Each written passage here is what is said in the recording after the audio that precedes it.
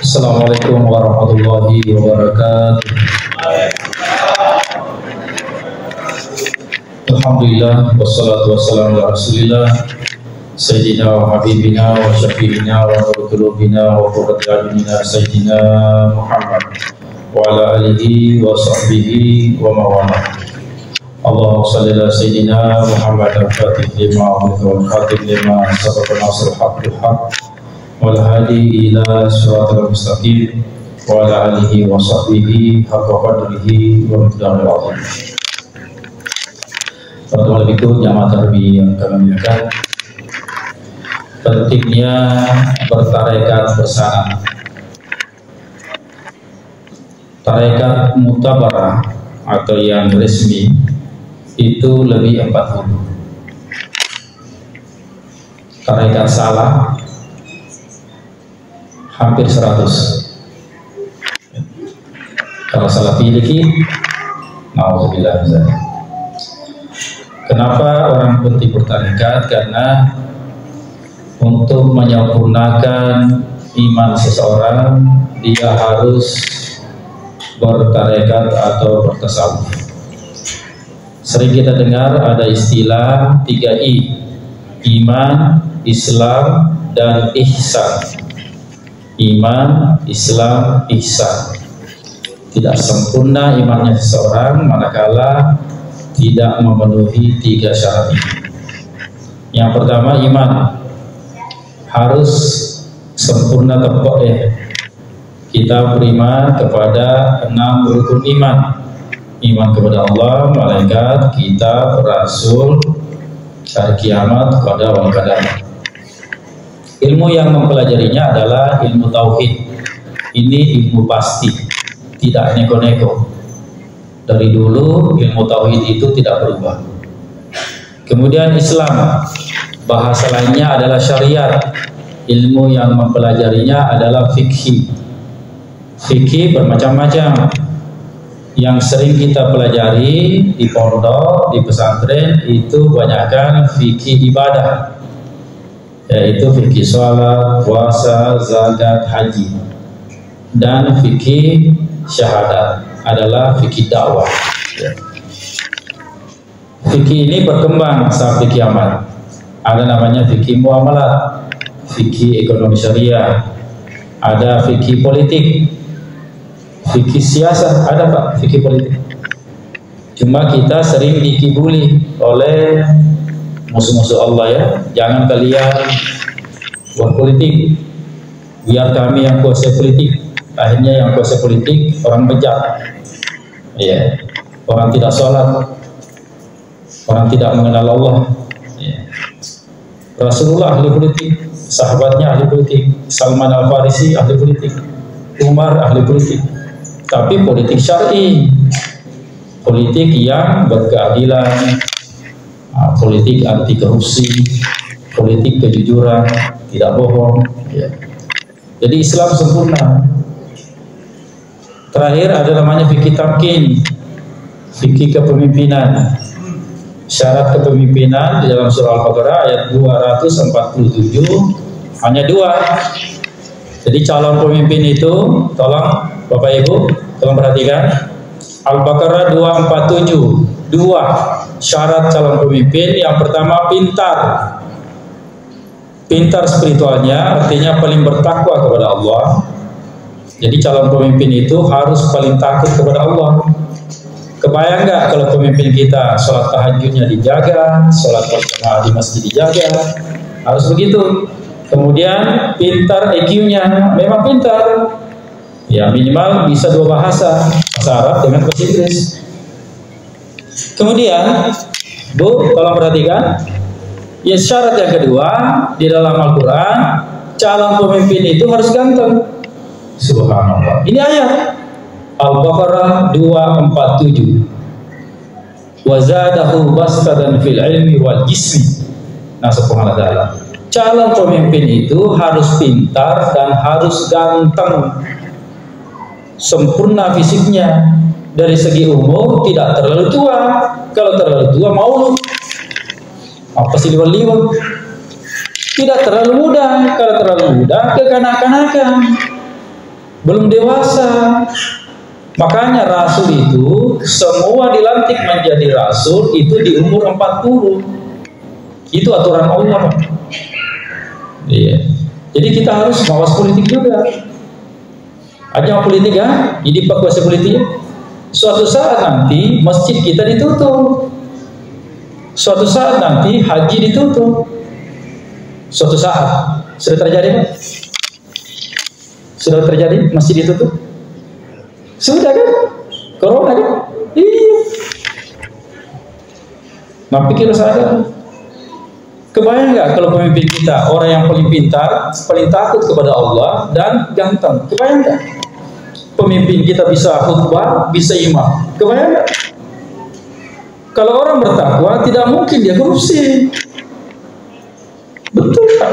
Kalau orang takut kepada Allah, tidak mungkin dia bohong, tidak mungkin dia curang. Ya. Gitu ya. Kemudian yang ketiga, ihsan. Ya, singkat waktu. Ihsan ini ilmu yang mempelajarinya adalah tasawuf. Itulah yang kita bahas.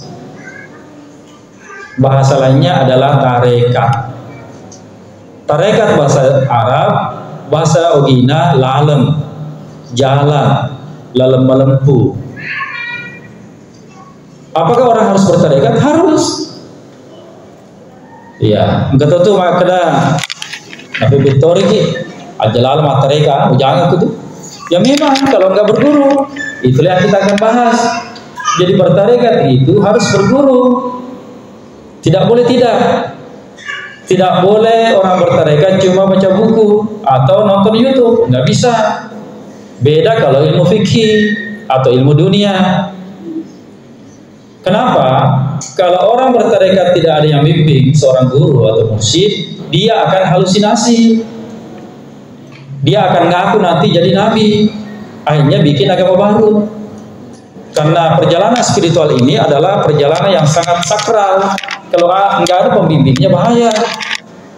Biar ustadz, kalau nggak ada pembimbingnya bahaya. Contoh, ada ustadz yang mengatakan menyogok itu tidak berdosa tapi masuk neraka. Apa ya? Kita nih, apa bilang dia nih? Ditelusuri ini ustadz, ternyata Pak ceramah nih. Belajar ceramah lewat YouTube, lewat VCD, bukan ustadz beneran. Artinya belajar kita. Bahaya Pak. Akhirnya mereka masuk ke aku Pak Makademi ustaz sih itu agak masuk tidak berdosa cuma masuk neraka. Ya sih. Padahal kayaknya Al-Maidah ayat 29 dosa itu memasukkan neraka karena ustaz sih dia pahangnya agama dia nak guru sulfikih dia nak kena pesantren kesadia maaf macam apa biasanya macam mana nama apa lupa guru macam tu dia kelacet apa lupa guru pak mau bukti barang agak mina balu yang itu masuk lagi acan apa lupa guru. Jadi bukan ukuran bertarekat itu macam ceramah ya asal bertarekat tidak, harus dia belajar dari guru yang sah, bahasanya mursyid. Ya, di dalam fadilah amal, ya saya meneliti jamaah tabligh 10 tahun Pak. Jadi jamaah tabligh ini adalah jamaah kelompok Islam, pergerakan Islam terbesar di dunia. Ya, daripada teman-teman silakan teliti. Ya, begitu saja. Saya meneliti jamaah tabligh 10 tahun namanya, sampai saya terbang ke Pakistan. 6 bulan saya meneliti di Pakistan. Gerakan terbesar Islam di dunia jamaah tabligh harus diakui. Adapun plus minusnya itu belakangan. Ya. Di dalam kitab Fadilah Amal, kitabnya jamaah tabligh, di situ di bab zikir itu untuk zikir memang harus mencari guru mursyid. Ya, di India tarekat yang dia pakai, yang Maulana pakai adalah tarekat Chishti namanya, yang nyambung kepada Naqsyabandi. Saya bilang dari awal tarekat itu lebih 40, kayak Khalwatiyah, Naqsyabandi, Qadiriyah, Muhammadiyah, Idrisiyah, banyak. Semua mutabar. Artinya itu sanadnya langsung kepada Rasulullah. Jadi harus begitu Pak ya.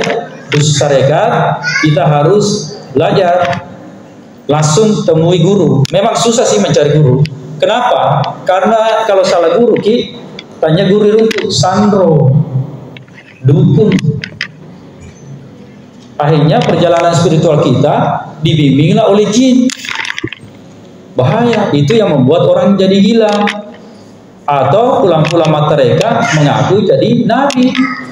Maka dia kuruna seruntuh Nabi tak kuruna seruntuh malaikat Jibril mempunyai agama seperti apa yang sudah meninggal ya, Nia Eden ya. Itu awalnya perjalanan spiritual. Bahkan konon dalam sejarah agama Hindu itu awalnya perjalanan spiritual. Tapi dia merasa gurunda, akhirnya bikin agama baru. Itu bahayanya Pak. Iya. Tapi dari kemata mereka dengan guru yang benar, itulah jalan yang paling bagus. Sempurna kita punya keimanan. Dan amalannya itu adalah zikir.